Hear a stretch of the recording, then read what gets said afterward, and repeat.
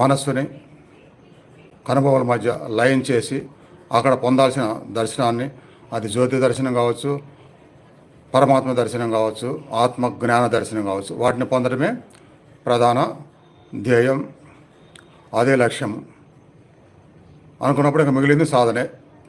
ఆ సాధన కూడా జరుగుతూనే ఉంది. ఆ సాధన ప్రతిరోజు ఉపయోగించుకుంటే ఆ ధ్యేయాన్ని, ఆ లక్ష్యాన్ని పూర్తిగా కంప్లీట్ చేయొచ్చు. ధ్యేయం కూటస్థంలో మనస్సును పూర్తిగా లయం చేయగలగాలి, 100%, వేరే ఆలోచన లేకుండా. అది జరిగితే లక్ష్యాన్ని సాధించినట్టే. కాబట్టి ఆ నిరంతర సాధనే ఈ ఉదయం పూట శ్రీకృష్ణ భగవాన్ని దర్శనము, అనుగ్రహము పొందే సాధన. దీనికి ప్రధానంగా కావాల్సింది